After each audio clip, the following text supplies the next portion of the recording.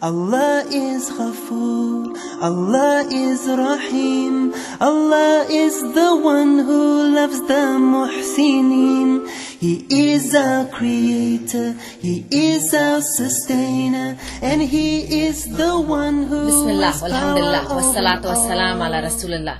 Assalamu alaikum wa rahmatullahi wa barakatuh. My dear sisters and brothers, today I'll be talking about why we as Muslims have no excuses why we are not successful.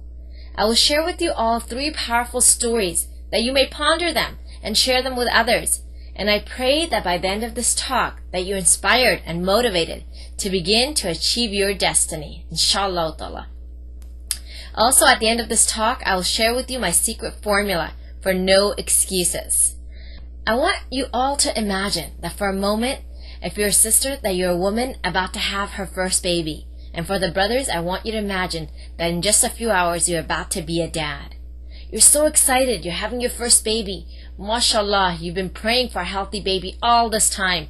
And your water breaks, so your husband takes you to the hospital. After hours of labor and pain, your doctor congratulates you on having a baby boy. You ask the doctor to see the baby, but she says they must do their routine check first. You agree as the baby's rushed into another room for routine checks. A few minutes later, the doctor walks into the room and says, "Your baby is healthy, but there's one small problem." You look at your husband and you both look at the doctor, curious to know what. She says, "Your baby has no arms and legs." Gasp for air, and your husband is shocked. You don't know what to do, but you ask yourself, well, if God loved us, then why would He give us this as a gift? A child with no arms and legs? Well, this truly did happen to Nick Vujicic's parents. Nick Vujicic was born without arms and legs. He had 2 small feet and 1 foot had 2 toes on it. Can you imagine a son without limbs? Well, however, by the will of Allah Azza wa Jal, Nick learned to write using the 2 toes on his left foot, but he still didn't think that was enough. At the age of 8, he realized that there was no purpose for his life, and he wanted to kill himself. He was very sad and lonely, and after being bullied for a number of years, at the age of 10, he contemplated committing suicide. He didn't think he could go to college or do anything with his life. So why live, he thought. But here's a key turning point that came into Nick's life.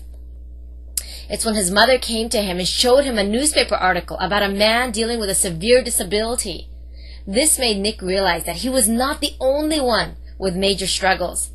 By the will of Allah subhanahu wa ta'ala, he was out of those thoughts, and instead he learned to use a computer and start typing using the heel and toe method. He started to throw tennis balls, answer phones, shave, and even get himself a cup of water.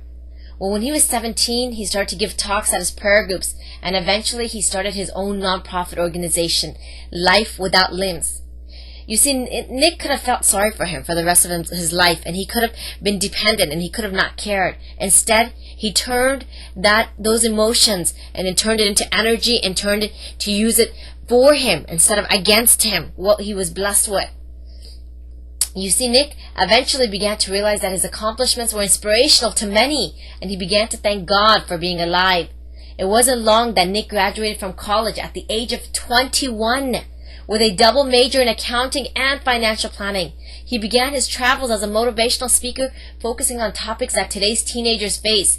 And he also speaks in the corporate sector, although his aim is to become an international inspirational speaker in both the Christian and the non-Christian venues. And one of his biggest dreams is to become financially independent by the age of 25. Mind you, this is a man without arms and legs, and he has these dreams and goals, and he's going for them. Now here's someone who loves traveling around the world, fishing, golfing, and swimming. How many of us who have 2 arms and 2 legs can actually fish, golf, and swim? How many of us? Forget someone without them. You know, his famous words to a group of students that I'll never forget was when he fell down on a desk in front of them, and he looked at them, and he said, "How hard is it for me to get up? I don't have any arms. I don't have any legs. How hard is it for me to get up? Should I give up? Because it's not easy, and I really don't have a way to do it." And he just, stared at them. And he said, if I gave up, what would come out of it? Nothing. Nothing. So he tried, and he tried, and he tried the first time he fell. And as long as it took, he kept trying to get himself back up. And mashallah, by the will of Allah Azza wa Jal, he got up using his body and his head. Subhanallah. You see, many of us are put in these situations to test our character, our patience, and our perseverance, and not to be destroyed. And if this man can do it, then why should there be any excuse for us not to do it? In the Quran, chapter number 13, verse number 11, it says, له معقبات من بين يديه ومن خلفه يحفظونه من أمر الله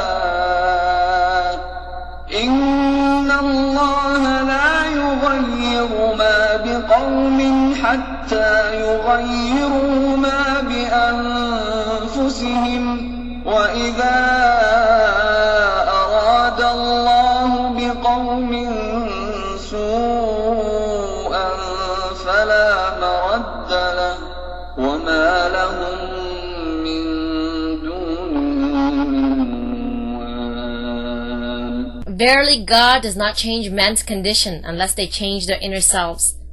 An important lesson that we can learn from Nick's struggles is that you need to want to change yourself first before you look to Allah subhanahu wa ta'ala to change your condition. This means that it is your intention plus dua plus action that equals change. For example, you're in debt and you make dua to Allah subhanahu wa ta'ala to help you get out of debt.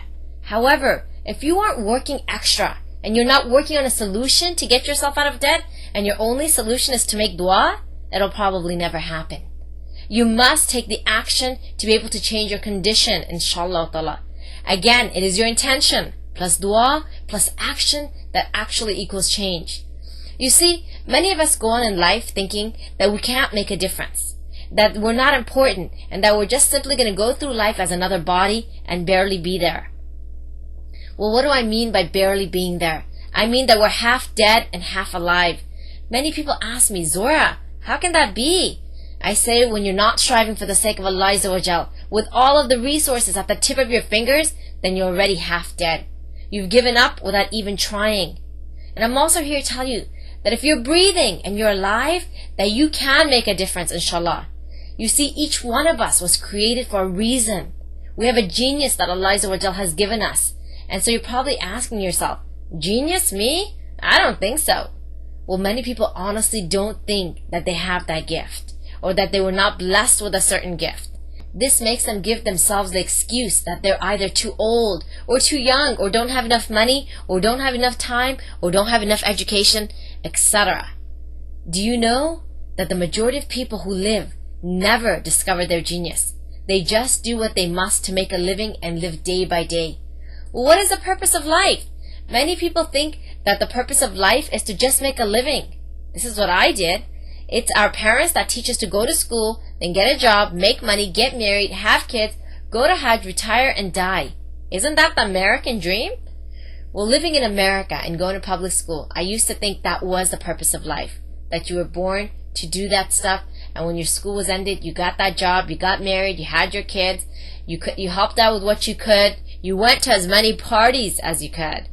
You got the vacations, you prayed as whenever you had some time, you bought a house, the car. This was the American dream. But really, is this the Muslim dream?